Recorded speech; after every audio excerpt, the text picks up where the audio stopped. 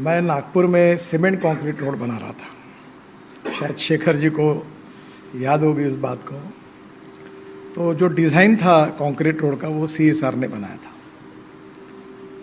और वो डिज़ाइन पर उस समय काफ़ी विवाद हुआ था कि रोड इतने जाड़े थे कि ये ज़्यादा कॉस्ट खर्चा कर रहे, क्यों कर रहे हैं। तो इंजीनियर ही थे, जो विरोध में बोलने वाले भी इंजीनियर थे और बनाने वाले भी इंजीनियर थे। और मैं तो पॉलिटिशियन था, मुझे समझ में नहीं आया कि रोड बनाना तो क्या करना। पर आपने इतना अच्छा रोड बना दिया कि 97 के बाद आज 2022-23 में अभी तक एक भी गड्ढा नहीं पड़ा है। पर अब कहानी यहाँ शुरू होती है कि आपने इतना अच्छा क्यों बनाया। क्योंकि अब 25 साल हो जाएंगे। अब मुझे 5 साल के लिए चुनाव लड़ना था, अब 25 साल तो हो गए। अब नागपुर में गड्ढे में नहीं है, रोड पर पूरे कंक्रीट रोड है। अब उसमें अभी मैंने राया रोड बनाया तो L&T से अपना जो अंबुजा सीमेंट है उनसे वाइट टॉपिंग का 6 इंच का रोड बनाया। तो अभी उसकी कॉस्ट एकदम कम है। तो वो डिज़ाइन आपका अच्छा था, पर डिज़ाइन करने वाले बहुत कंजर्वेटिव थे और उन्हें इतना अच्छा बनाया, उससे कॉस्ट भी ज़्यादा बढ़ गई। तो आज ये फायदा भी हुआ है। पर आपको ये मैं अक्सर एक बात कहूँगा कि proven technology, economic viability, availability of raw material और इफेक्टिव मार्केटिंग, ये तीनों चारों बातें जब होगी तो ही सक्सेस स्टोरी बनेगी। और इसलिए सबसे इम्पोर्टेंट चीज़ अगर कोई है जो रोड सेक्टर से मैं आपके पास आया हूँ कि कॉस्ट ऑफ कंस्ट्रक्शन को कम करना है और क्वालिटी ऑफ कंस्ट्रक्शन को इम्प्रूव करना है। और ये हमारे यहाँ एक इंडिपेंडेंट इंजीनियर होते हैं, मैं उनको कभी इंडिपेंडेंट नहीं कहता, डिपेंडेंट इंजीनियर कहता हूँ, क्योंकि हमारे अधिकारियों के इशारे पर वो लिखते हैं क्या करना है। तो वो कभी कोई टेक्नोलॉजी को परमिशन नहीं देता।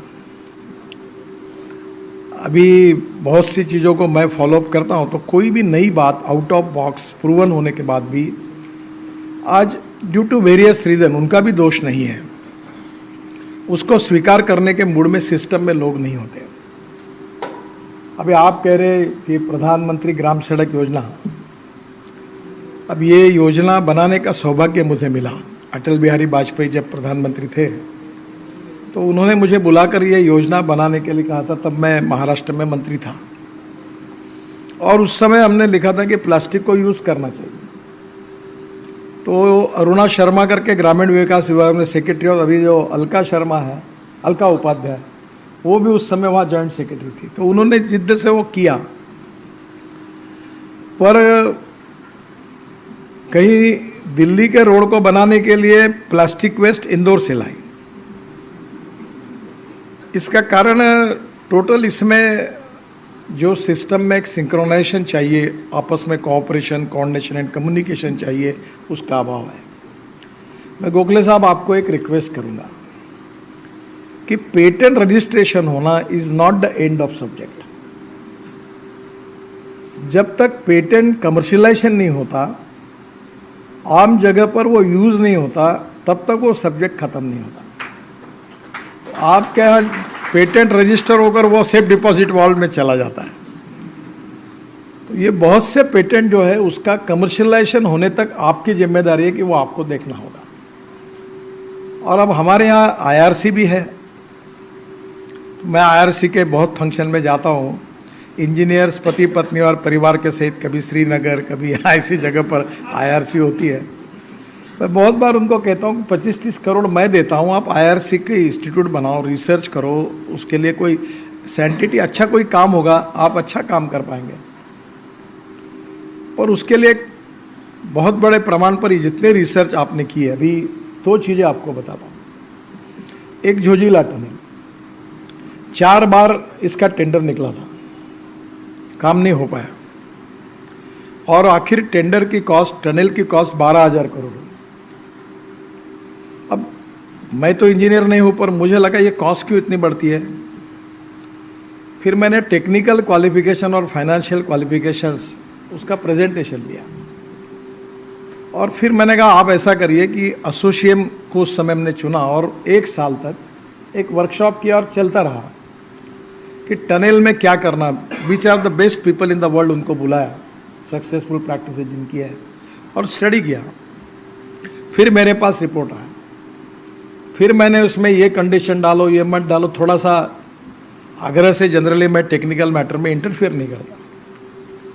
और फिर अगर टेंडर निकला 5वीं बार, तो 12,000 करोड़ का काम हमारा 5,500 करोड़ में हुआ, और ये 5,000 करोड़ बच गए।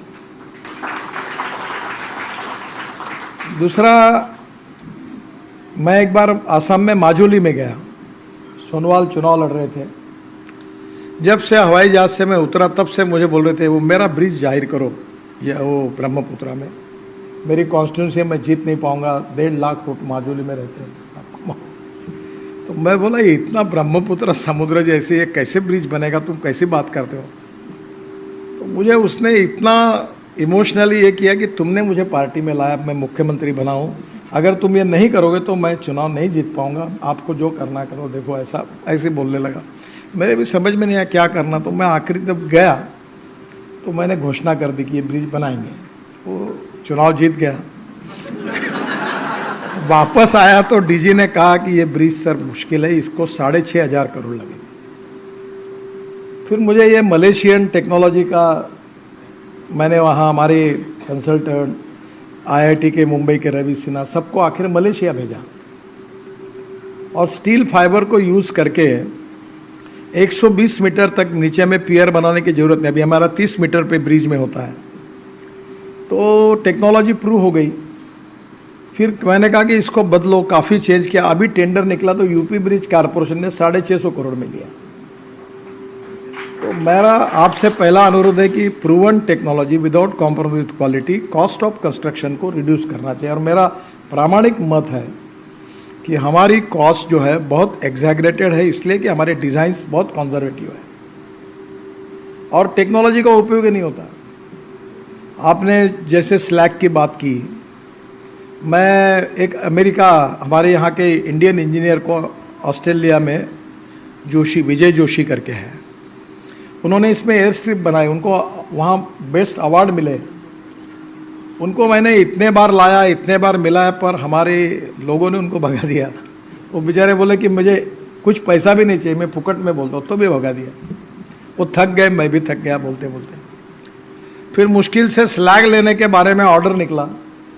अब मैं नाम नहीं बताता, देश के बड़े बड़े स्टील वाले मेरे पास आए, हमारे पास पड़ा हुआ है वेस्ट मटेरियल, हम फ्री ऑफ चार्ज दे देंगे। जैसे हमने चालू किया, उनने पैसा मांगना शुरू किया कि वेस्ट मटेरियल हमको पैसा दो। तो कहीं ना कहीं क्या है कि ये अल्टरनेटिव, जितने कंपटीशन होंगे, अल्टरनेटिव लोगों के पास होंगे, तब तक नहीं होगा। और मैं पहली रिक्वेस्ट आपको करूंगा कि देश की इकोनॉमी में 2 चीज़ों के अल्टरनेटिव तुरंत बनाने चाहिए, एक सीमेंट के और स्टील के। अल्टरनेटिव बन जाएंगे तो फिर जमीन पर चलेंगे सब, नहीं तो रेट बढ़ते जाएंगे।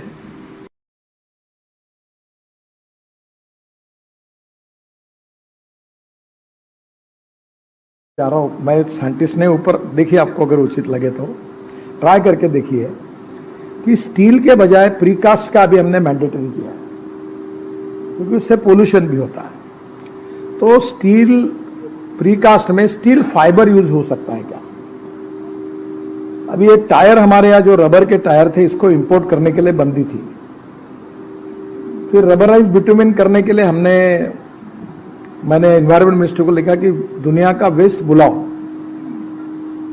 गाड़ियां होंगी, ऑटोमोबाइल वेस्ट लाओ, रबर का लाओ, क्योंकि इससे वैल्यू एडिशन होगा जो देश के लिए रोजगार क्रिएट करेगा और हमें इकोनॉमिकली निश्चित रूप से वर्ल्ड मार्केट में हम कॉम्पिटेंट बनेंगे। तो मुझे लगता अभी उन्होंने अनुमति दी, अब रबर मिल रहा है।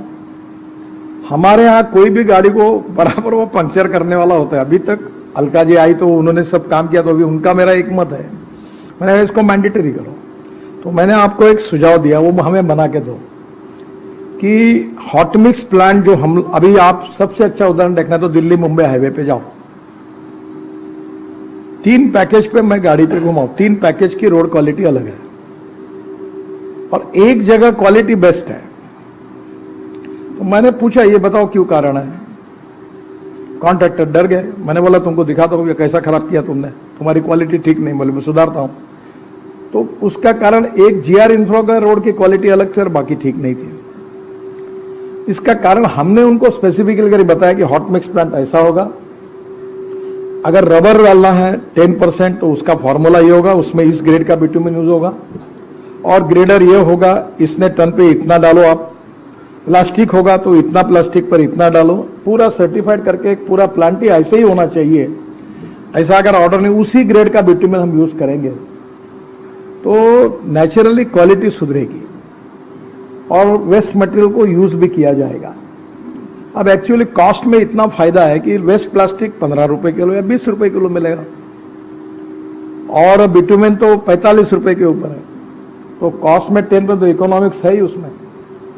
तो कहीं ना कहीं कुछ बातों के लिए आपने हमको रिकमेंड किया, हमने वो कमर्शियली उसका इंप्लीमेंट किया कि नहीं किया, तब तक उन सब्जेक्ट का फॉलोअप अगर आप नहीं करोगे तो पेटेंट मिली हुई टेक्नोलॉजी फिक्स डिपॉजिट वॉल्ट में रहेगी, उसका समाज को, देश को उपयोग नहीं होगा।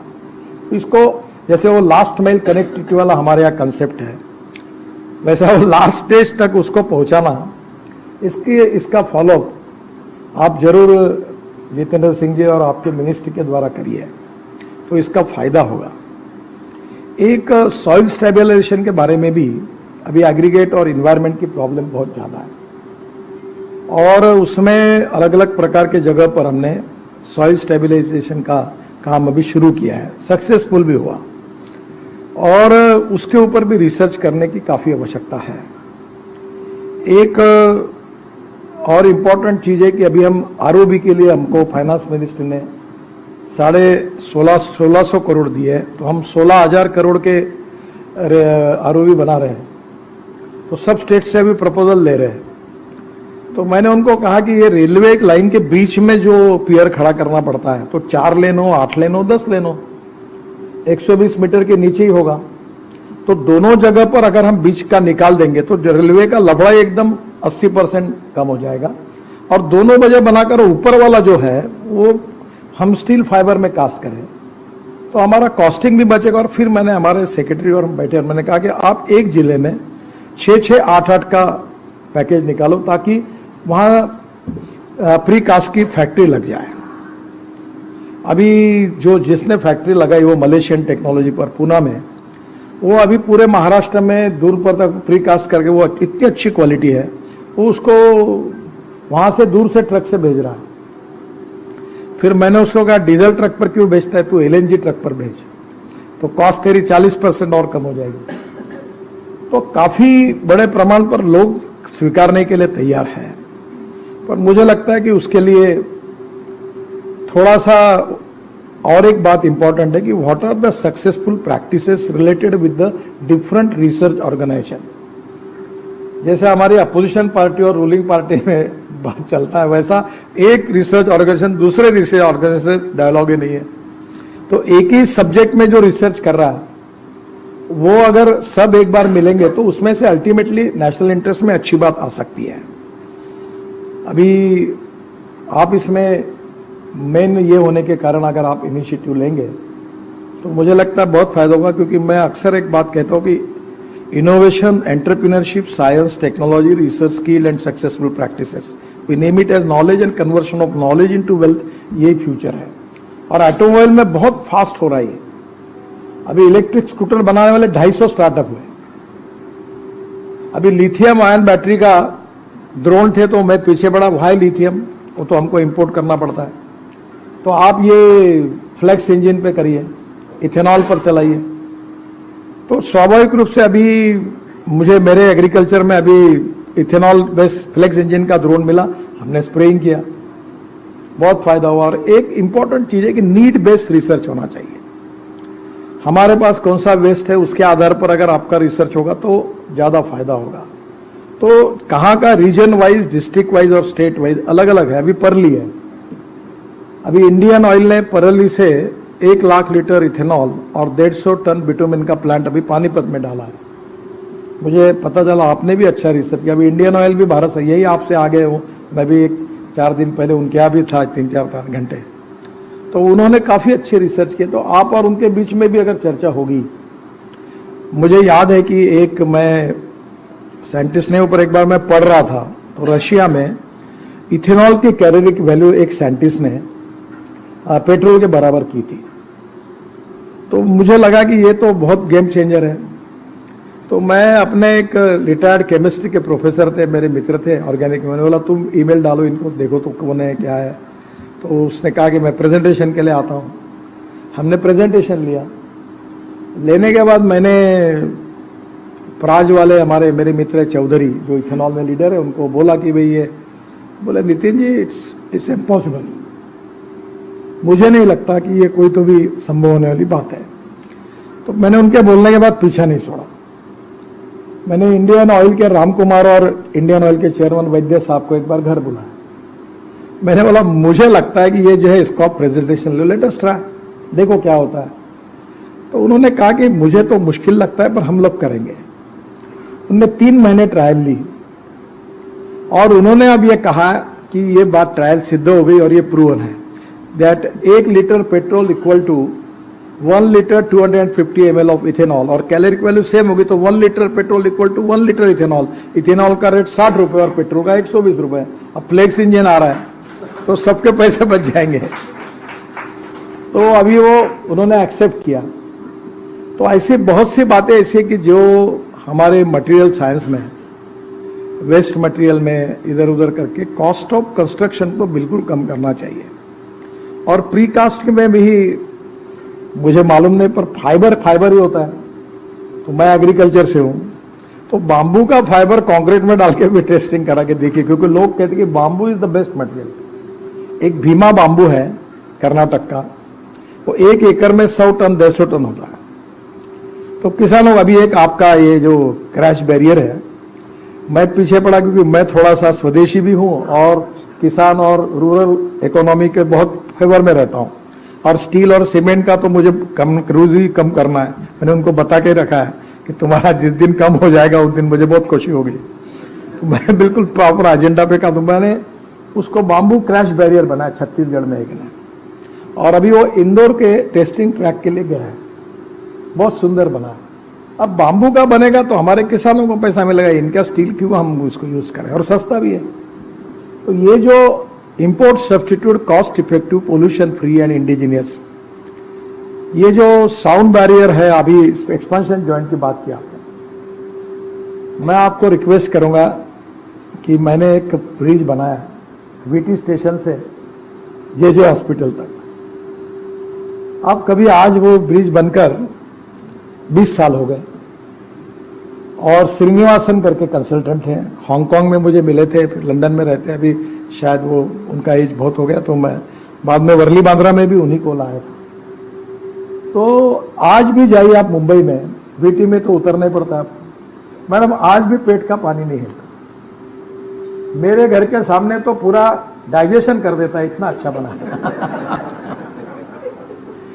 यानी आज वो जब भी आप नागपुर आएंगे तो एक बार एयरपोर्ट से आपको जाना ही पड़ेगा, नीचे में रोड, ऊपर में फ्लाईओवर, ऊपर में मेट्रो। तो मैंने अभी तक, मैंने किसी पर टीका टिप्पणी नहीं कर रहा हूं, पर अभी तक करोड़ों के काम हुए, 50 लाख करोड़ के हुए हमारे, पर अभी तक मुझे एनएचआई में तो भी सही एक्सपांशन जॉइंट नहीं मिले। अब वो क्या कर रहे हैं मालूम है। मैंने बहुत पहले, मुझे सहारनपुर में कोई ये छोटे लोगों से एक्सपांशन जॉइंट बनते थे, अब वो आपको रिसर्च करना है, पर अभी तक तो नहीं मिला। और वो एक बोलता है ऐसी सिस्टम चाहिए, दूसरा बोलता है इंजीनियरिंग में भी वहां पॉलिटिकल पार्टी बन गई है। तो सब वो कोई सोल्यूशन नहीं मिला। ये एक्सपांशन जॉइंट का जरूर सोल्यूशन आप निकालिए। कॉस्ट ऑफ कंस्ट्रक्शन कम करने में, जैसे अरुणाचल में एक हाईवे था, वो 2000 किलोमीटर है, चाइना बॉर्डर पे जाता, ट्रांस अरुणाचल। अब मैंने उनको कहा यहाँ तो कोई अभी वो कोई भी ब्रिज बनाते, रोड बनाते तो 100 टन का रनगाड़ा जाएगा ऐसा समझ के डिजाइन करते। तो मैंने बोला आप जब तक अभी तक जिंदे हो कभी रनगाड़ा गया क्या इस ब्रिज पर गिरेगा क्या? बोले नहीं, इतना हेवी डिजाइन क्यों बनाते हो? नहीं, बोले लिखा है, बोले ऐसा। मतलब बोला किसी के घर का पैसा जाता नहीं तो डिजाइन हेवी बनाता है। तो ये उसने मुझे कहा 20 करोड़ पर किलोमीटर। तो मैंने कहा 2 करोड़ पर किलोमीटर होगा क्या हाईवे? ये पूरे सॉइल स्टेबलाइज करके हम कच्चा बनाए और उसमें 1 इंच का बिटुमेन सरफेसिंग करें। वहां इतना हेवी ट्रैफिक नहीं है चाइना बॉर्डर पर, क्यों पैसा खर्चा करें? तो area to area we need to find out the exactly solution for that, और वो आप निकाल सकते हैं। और अभी बहुत अच्छा, जैसे आज ये मशीन का उद्घाटन हुआ, आप एक करिए, मैं भी लिखूंगा। ये मशीन अगर नगर परिषद और म्यूनिसिपल कारपोरेशन खरीदती है तो यूडी मिनिस्ट्री को बोलो कोई स्कीम खोल के और इसका कमर्शियलाइजेशन करके अगर हर कारपोरेशन लेगी तो गड्ढे नहीं रहेंगे।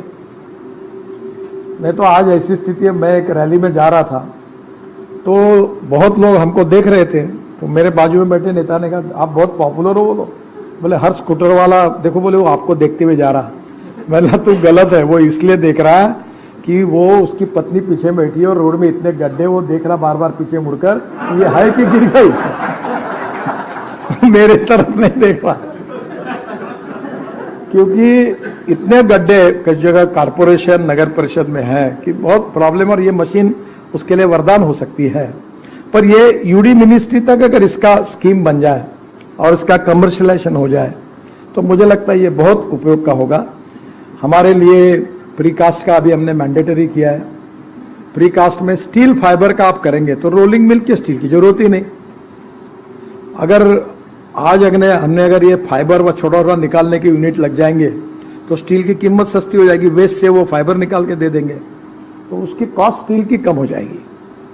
और दूसरा मुझे ऐसा लगता है कि स्टील का भी मटेरियल, अभी हमारे पास वो ग्लास फाइबर का स्टील आया, मैं भी वो फाइल जल्दी साइन करने वाला हूँ। सबने कहा है कि ये पॉजिटिवली है। मैंने बोला अल्टरनेटिव तैयार करो, जितने मटेरियल के लिए अल्टरनेटिव तैयार होंगे तो उसका फायदा ही होगा। और आपने बहुत ही अच्छा प्लास्टिक का, रबर का जो किया है, इसको भी हम लोग इम्प्लीमेंट करेंगे। और अब मुझे पता नहीं आप टनलिंग में भी आपके यहाँ कुछ काम होता है या नहीं।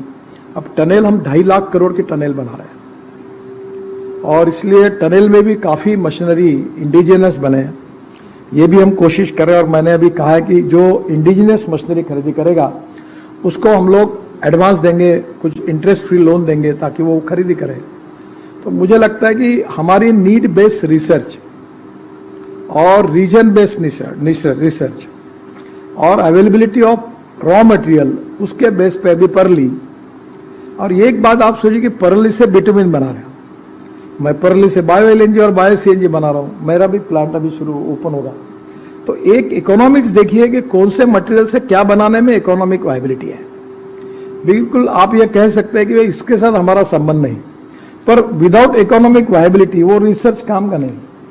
तो आपको ये प्रूव करना होगा कि भाई ये टेक्नोलॉजी प्रूवन है और इकोनॉमिक वायबिलिटी है, तो नेचुरली वो लोग एक्सेप्ट करते रहेंगे। और बहुत खुशी हुई, आपके काफी रिसर्च का अच्छा काम हो रहा है। और थोड़ा सा मुझे नहीं पता कि वर्ल्ड में जो सक्सेसफुल प्रैक्टिसेस है regarding road research, bridge research, अभी ये आपको याद होगा नेशनल हाईवे पर मुंबई गोवा रोड पर एक सावित्री नदी पर पुल था, ऐसे ही उसका कुछ हुआ नहीं, पुल गिर गया बाढ़ में और 100-125 लोग मर गए, पानी में बह गए। फिर 6 महीने में ब्रिज वो बनाया हमने, पर लोग गए, वो चले गए। अब मैंने एक ब्रिज के लिए पूरा ब्रिज का सर्वे करके कोई 89,000 ब्रिजेस की जानकारी लाई, पर गवर्नमेंट स्कीम में ब्रिज का लाइफ है ही नहीं कुछ। अब जो अंग्रेज है हमारे यहां से गए, वो पत्र लिखते हैं कि ये ब्रिज हमने बनाया था, इसका लाइफ खत्म हो गया। तो उनके पत्र आते थे, अब हमारे यहाँ न्यूज आती है अखबार में कि ये ब्रिज का डेट खत्म हो गई, अब क्या करना। पर हमारे पास ऐसी सिस्टम नहीं है कि हमारे ब्रिज का लाइफ कितना है, उसका क्या हुआ है, उसका टेस्टिंग हुआ है, क्योंकि अभी तक उसके बारे में कुछ हो नहीं पाया। और जहां सावित्री ब्रिज के बाद अब लगता है बहुत से ब्रिज गिर रहे। अभी परसों बिहार में ब्रिज गिर गया, तो मैं सेक्रेटरी को पूछ रहा था मेरे कि भाई क्या हुआ। नहीं, हवा धुंध आई और ब्रिज गिर गया। मैंने बोला तुम आईएएस ऑफिसर हो, ऐसी बातों पे विश्वास रखते हो कि हवा धुंध से ब्रिज गिर गया। मेरे तो बात समझ में नहीं आ रही कि हवा धुंध से कैसे ब्रिज गिरेगा, कुछ ना कुछ गलती होगी। तो मुझे लगता है कि अभी परफेक्शन के तरफ जाते समय without compromise with the quality, using of low cost material but best quality को तैयार करना, इस पर ही आपका इम्पोर्टेंट रोल है और बहुत अच्छा काम आप कर रहे हो। और थोड़ा सा प्रयोग करेंगे तो गलतियां होती है। डॉक्टर साहब एक करिए, if the mistakes are bonafide forgive them, जो बात वीके सिंह साहब ने कही।